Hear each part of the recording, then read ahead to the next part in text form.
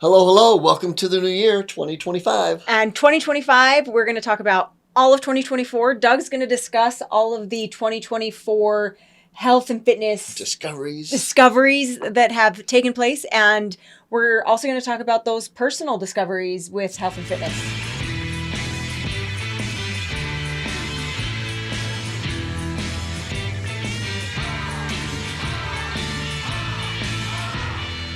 As always, this is Miss Natural Olympia Hilary. And this is Doug the Formulator. And oh my gosh, we're talking about research that came out this year, or research has been around for a long time, but really hasn't been talked about and has made major changes in 2024. That's so exciting. But some of you might have missed them, so you got to stay tuned. Some on vitamins, some on foods, some on mindset. Yeah, personal growth. So some of these are things that have been in the news and some really big studies that have come out that Doug's going to share with us.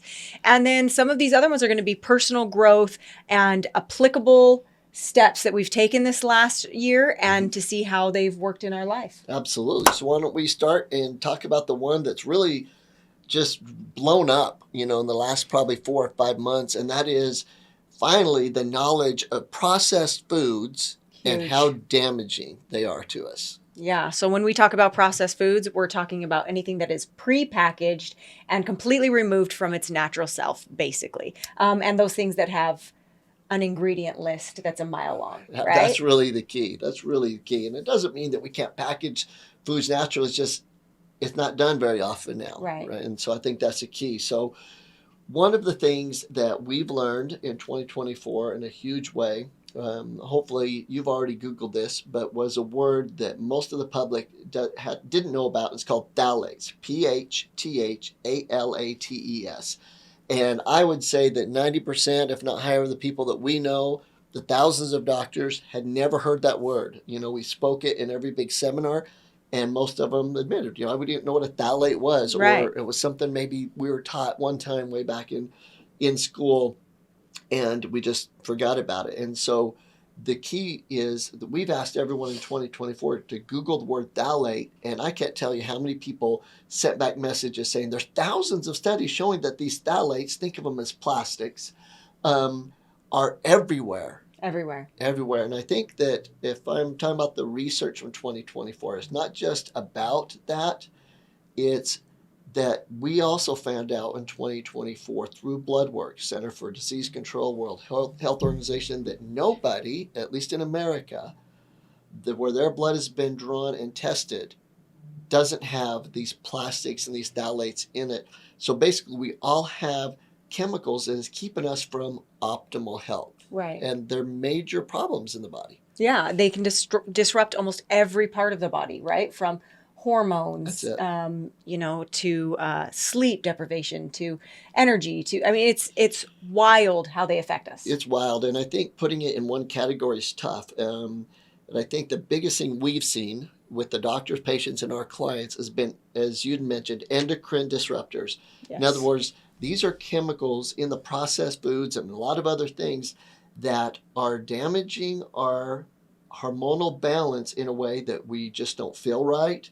We're not digesting food right. Our metabolism isn't where it needs to be. We're not recovering as fast. We're not building muscle as fast. And because of it, it's causing this depression. Mm-hmm. And so I think that was one of the big findings we found. But just on the positive side of that, we also found things that we can do to fix it. That if you just clean up your diet from processed foods, like I know this year we're cutting out all dyes, no matter what, that you can see in all these foods, and really making a conscious effort on the chemicals and the plastics. Yeah, what I like the concept, and that's why we're going to do it this way, you and I, especially myself. I like the concept of taking something that we just learned about or has really been discovered and really driven home in 2024. It's no longer maybe this is a problem. Yeah. We're all on the same page. This is an issue. So I like the concept of taking something that we've learned about and go, okay, we know this one thing is terrible, and go, okay, what big jump, what big choice can I make for 2025 that will make a massive impact on my health, but also won't disrupt my daily habits, Routines my and daily habits. routines. Yeah. Something that's going to be a huge thing that will help, but also isn't going to disrupt my daily life. Yeah. So, and I like the not disrupting daily life, because we just got off a big call yesterday with a new couple that we're working with, that basically they're like, you look, the biggest thing we realized is that we can't think about the next big fancy restaurant we're going to go to at night and, having a drink and those types of things. What we've got to do is change our habits so that they're healthier, that we think about going to the gym, or we think about doing fun things. And actually it's great because we're thinking about kids and grandkids and things and what we can do more, when before it was just about things that really led to habits that weren't healthy. And why I bring that up is, it doesn't mean that life won't change a bit, but it's not going to take extra time. Like, we can implement some of these things by just making wiser choices and it not take a lot of extra time. Yeah, there you go. It's being able to make a wiser choice. So for us, something that I had talked to Doug about, everybody knows that I love my goodies and my treats when I'm done competing, even when it's a meal or two after one show, or when the whole season is over. And so something that I know that I am capable of doing is picking up a package, if I'm going to have something that's packaged, and reading the back label. And if it has something, a dye, if it has red 40, or, if it has a color with a number. That's right. A color with a number, it's going to be a no for 2025. I'm just going to put it back. Now, does that mean that there might be times that we walk into a bakery and I get something and it may have some type of food dye? It may, but I know that I can control, and it's not going to make me feel like I'm missing out on anything. Right. Looking at the back of the package and going, oh, nope, that one's a no for this year. Absolutely. And I feel like it's going to make a major impact. And it's not like we have dyes on a regular basis, right? But we do. And I'll take a bite of something, or I'll grab, if I'm with people and there's some M&Ms on the counter, right? It's a no for 2025. And I think that's going to be, I'm actually excited about that change. I am too. And just to say, what are the big offenders? They did a study on that too, and the top 2 offenders of the dyes, as far as candy is concerned, number 1, Skittles, the worst food, labeled the worst food in America, which I thought was interesting. The colored M&Ms, things like that are very, very popular, very popular. And so the thing I love about one of the things you do is you find the natural alternatives to those, and that's great. And there's some things that if you purchase ahead of time, you're going on your trips and that, where you're going to pull over to and get gas and get one of those things as a habit. Nope, you already have the healthier choices. So that was for the first big research of 2024, and with the changes that we're going to make, and we encourage you to make, that will make a big difference in your life. It'll just help you be healthier and happier because of the whole endocrine thing. How about on your side of it, from the fitness takeaway? Okay. Your first one. Okay. So my first big fitness takeaway, and it's something that we've implemented throughout our lives and throughout my bodybuilding career. But I think one of the biggest ones is the vision, and really, really making that end result and the vision of what we're trying to accomplish big and beautiful and appetizing, like to look at, something that creates, something that creates some real ignited passion within us. And I realized that in 2024, that the more real I could make the outcome, the more I could not only visualize it with an actual picture, whatever that picture is, the more that I could feel it and meditate with it, the better the end result was. Absolutely. And not only the better the end result was, the more I could feel pulled to it in the work that it was going to take to accomplish it. That's really great. I love that, because one of my favorite sayings is about the more you crave something, the more you actually attract that through your frequency and your vibration. And we've had many discussions this year, and I love it because it's about 2024, about not just being motivated and inspired, but being obsessed in a righteous way. And I think more vision that we create, that the more obsessed, and I think people look at it saying, that's a bad word, I don't be obsessed. No, well, you want to accomplish something, think about anything you've accomplished in life, you're obsessed about it. Not meaning that you wouldn't take care of anything else, but meaning that you had that focus, it was constantly on your mind. And when it's constantly on your mind, that's the frequency you're putting out that you will attract, and it does make it easier. So that's a really, I think, great point about that. Right. Absolutely. Okay, so give us a big research takeaway from 2024. I think next to that one, the big one is going to be on vitamins, because when we're talking about the great American food fraud, 2024 was the year that America really understood what we've been teaching for decades, and that is that processed food is a problem. And there's a conspiracy. There is a fraudulent act that took place against us. Right. And we know that because the same companies that are making foods in America are making them different other places. So we know that. Like, I hope that's not even a question to all of you out there. Right. But the research that really came out also that maybe isn't at the forefront yet is on vitamins. And right before this, we were watching them talk about what one of my original mentors, Dr. Ashmead, taught me in the 90s, and it's exciting to see it come out. And it was about like vitamin D, that they found, discovered vitamin D in like 1913, and by 1918, it had helped fix so many problems, and so many people weren't getting sick that actually it was noticeable. Yeah, the term they used, which was crazy, is they said it became a medical emergency. And the medical emergency was that people were getting better. The medical emergency was that people were getting better. That's crazy. Mind blown. And so I think now, instead of being looked at as, when we talk about the FDA or any of that, like, oh, what are you doing talking about those groups? They're good. We know now what the deal is, right? They were good to start with, but the Rockefellers and that, they were bought out. And those groups, once they saw what was happening, they actually gave extremely high doses of vitamin D to some medical students, to a point that they got sick. Like an excessive amount, like the amount that you would give a horse. So it was wild. Wild amount. And of course, they end up getting a little sick from it. And so they said, oh, vitamin D must be bad. Let's really stop promoting it. And we got to do these big research studies. So they're able to keep that story for like 7 to 8 years. And finally, even when the research came out, it was already a part of the curriculum. Like, oh, no, don't promote vitamins to your patients and that. And it just started this ball rolling to where the medical community didn't promote vitamins, when yet those are one of the major factors, along with nutrition and exercise, those deficiencies that cause disease. So my takeaway is that the world's starting to understand that synthetic vitamins and the need for vitamins, that we've had a fraud committed upon us on that too. And I'm excited about 2025 of us really being able to be at the forefront of that movement, to share with people that you need these vitamins. In fact, you probably need them in a lot higher dose than you've thought in the past. And as long as they're the right type, the whole food version, is going to cause some great benefit to the body.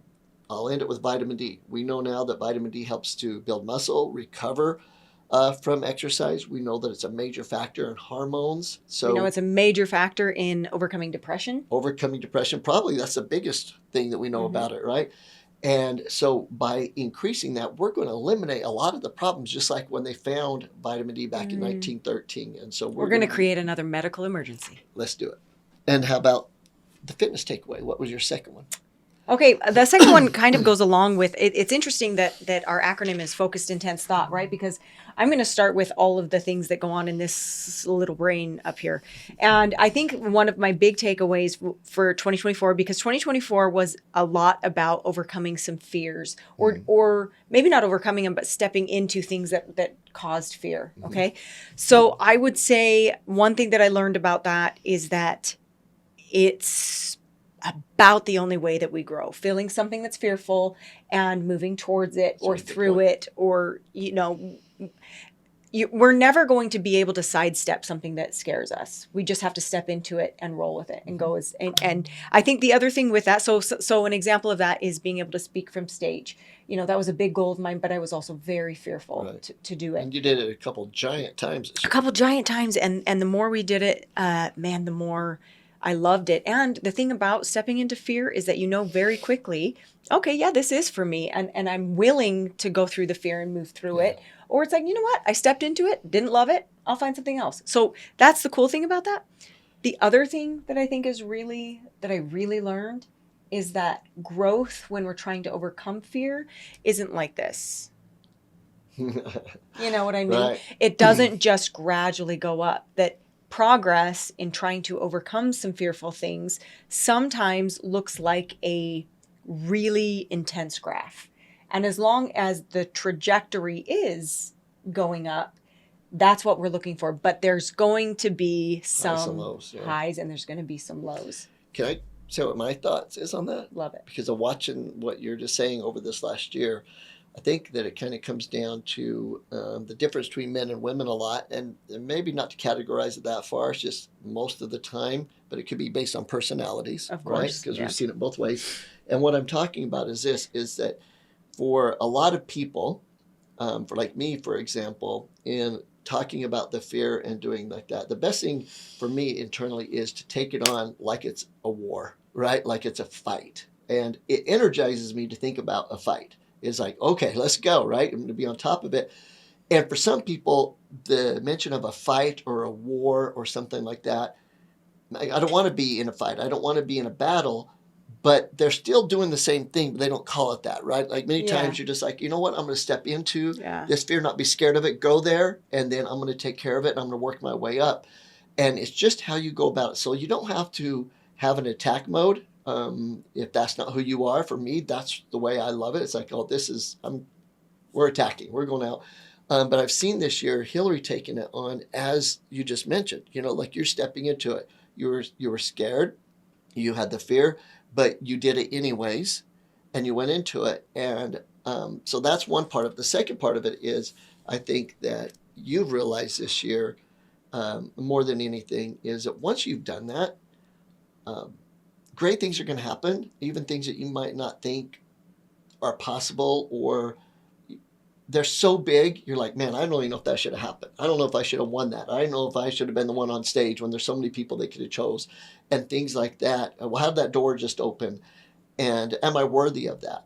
You have to be able to accept that you're worthy of everything. Yeah, that we are all worthy. All worthy, and have gratitude when it happens, instead of, oh, I didn't deserve that, or you know what, someone else would have done better that speech, or that actually takes away. And I saw you step into it and have that, like, oh, am I the one, and should I have done this or won this or talked here?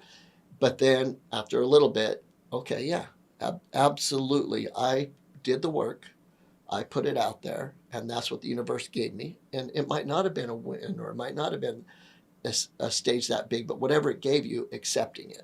Yeah. And I think that's just a huge thing, is to be able to do that, because the more you have an attitude of gratitude toward the things that come to you, the more they're going to come to you in a big way, and the less they will if you don't have that, if you can't be a good receiver. Because I think we can all be a good giver, but not everyone can be a good receiver.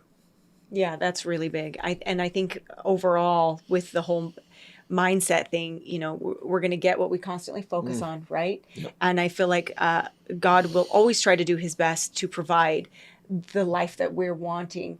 And it may not come the way that we want to, but understanding that everything that we go through and go to can ultimately be for our good, even if it's a hard thing that we're getting through. Maybe not everything is good, but it can be for our good. And I was thinking you were going to use that as your third one, because that really is, I've seen that this year, and you've said it, and it's taught me a lot.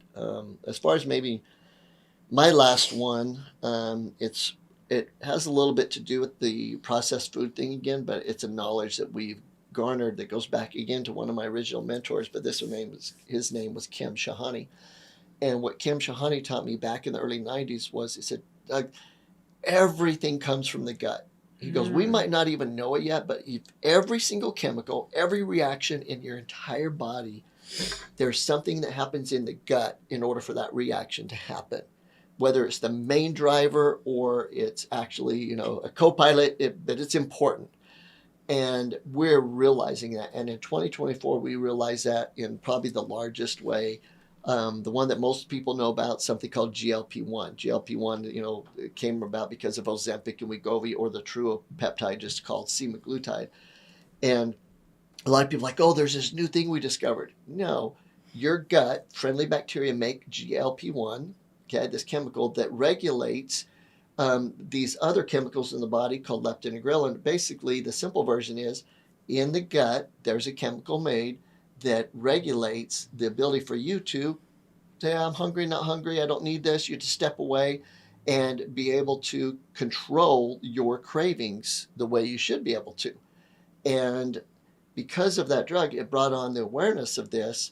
But a lot of people don't understand that, wait, if I get away from processed foods and that I eat healthier whole foods, especially foods that grow the friendly bacteria, higher fiber foods, right, antioxidants, and we feed the body with more fermented foods that have probiotics or take really good probiotics, we are doing basically what those drugs do, right, in our body naturally. And that understanding is so critical. And I think a lot of people are catching on. And I like 2025 because we're going to push that in a huge way. We're launching with the doctors here in 3 weeks, a whole new program based on here's the diet, here's some fibers, special fibers that are fermented, along with the plan that we've had for a long time. And here's a way to be able to reduce body fat for life. And I think that's really cute. Really cool. Really cool. That whole gut reaction. Yeah. That's like a real thing. It's a real thing. Yeah. No, I love that concept. And actually my last one leads right into that. And it's basically that sugar is the devil. Sugar is the devil. Sugar is processed sugar. Processed sugar. Processed sugar will manipulate your thought process unlike anything else. Wow, that's a great way to put it. Yeah. I like that. Yeah. So I think I'm always the guinea pig of myself. I'm like, well, I don't know. Let me try that out. I'll tell you let me consume a massive amount of processed sugar and I'll tell you how it affects the body. I'll let you know if all of the research that you've read is accurate. Well, is it? It's accurate. Dang it. Anyways, so yeah, I think one of my big takeaways is that after competing, after my season ended, I took on a little bit more sugar than I should have. And I've noticed that it not only affects my energy, right? Mm-hmm. It affects my energy, like my vibe and my hormones and the way that I speak to myself, the way that I speak to others, the way I'm thinking and what I'm believing. And I was trying to, when I was having a moment the other day, I was trying to pinpoint what's the difference? What has changed so much? And by golly, processed sugar. Sugar is the problem. Sugar is the problem. The sugar thing is so interesting because you hear it all the time. But this year, 2024, it really came to light that, look, sweet isn't the devil. It's processed sugar is the devil. And there's a lot of things you can do to still keep sweet in your life.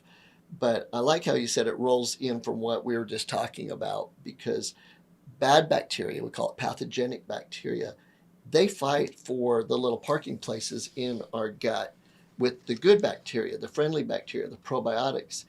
And the worst thing you want to do is feed the enemy.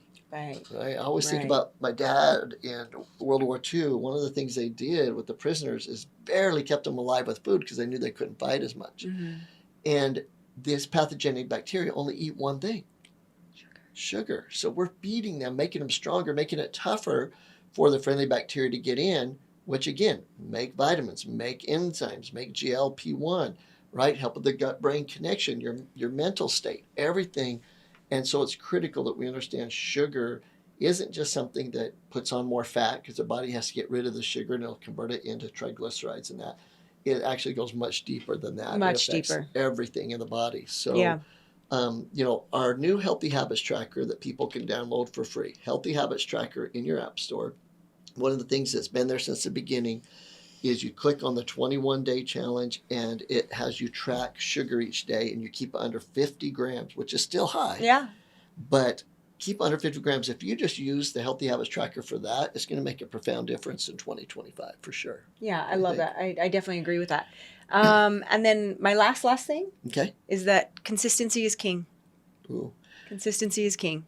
And you're the greatest example of that. I think that in season, preseason, building season, the consistency you have, and well, kind of let the cat out of the bag. We found a very special test a few months ago, and we had to send it off to Europe to get it done, a blood test. And it's the only lab that doesn't use plastics, but it tests for phthalates and plastics in your system. And out of everyone that we tested, and Hilary's blood was the best, We don't have everybody's back yet, though. And we're waiting on mine, but I don't think I beat you probably. And when we evaluated your lifestyle compared to some of the others, right? Because some of them had even a cleaner diet, right? We had a raw foodist in there. Yeah. And some of them exercise, things like that. There was just a few things. You took your enzymes, you took the new Chemzyme, and you sauna consistently. And every cardio. day. And cardio every day. And I think the consistency of the lifestyle with the added benefits of the enzymes that digest the phthalates and the cardio and sauna, I think is the biggest factor there. And we're going to find out as we keep going here with the research on it. But the consistency of a healthy lifestyle is king. And all through the year, you had a treat meal here and there, right? Especially after shows and then the off season. And so it wasn't that you were 100%, right? You're much healthier eating than most people, but you weren't 100%. You still enjoy life. And when you enjoy life, you love whatever it is. Correct. And yet your blood showed that you didn't have the damaging effects. And so I love that we're ending with that. Consistency is king. Discipline is really probably the best goal that you can give yourself this year. Like whatever you decide you're going to do, be disciplined in it. And it's going to be a great 2025. So hopefully that's helped you a little bit with some of the fun things we learned in 2024 and leading into 2025. And I think maybe even if you reiterate a little bit of that going into 2025, what do people need to do? What should they do to ensure or give them the greatest chance of success? I would say the greatest chance of success is know where you want to go, visualize it, create the vision, right? And for me, create that one thing that is like your 2025 checklist. Like I am not going to do this, and non-negotiables. And non-negotiable. And that doesn't mean that you don't enjoy life and there's other little things that you do. Like I think I've said this over and over again. I think sometimes we think that there's all of these things that we need to do because we're being bombarded with so many things about our health. And if I need to wipe out every phthalate that I come into contact with, or every processed thing, right? Just start with one. Like make 2025 your starting point and just decide, okay, from now on, this isn't going to happen. Absolutely. And as you do that, take things into your body. I'm going to be a lot more bold this year. Like, you don't have to take supplements unless that, or look around. I'm going to be a lot more bold because we're really on a mission to help people improve their health. Look, take your digest meal with your meals. Take the Chemzyme, the new one that gets rid of the chemicals and the dyes in between meals as you're making baby step progress, things that you can do for life, because it is tough to go all out. Right. And if you do go all out, you won't need as much of a supplement. That's the whole point, is supplementing not just your diet, but supplementing the changes you're making so that you can make them, in incremental amounts and stay consistent with them lasting for life. And yet you're still getting huge benefits because you're going in with these probiotics, enzymes, digesting the bad stuff out. So you start feeling that improvement immediately as the lifestyle comes along in an incremental form that you can stick with. So love it, love it, love it. 2025 is here. I couldn't be more excited. I think that this year I'm more excited about the changes politically, legislation-wise in this country that's been needed more than any other year in decades since we passed DSHEA in 1994. And I can't even stand it. I'm so excited. But it does come down to individuality in you taking control, making these changes, creating that discipline, that consistency. Yeah. Love it. As always, this is Miss Natural Olympia Hilary. And this is Scott right here. It's Doug the Formulator. Stay hungry, 2025. Keep chewing.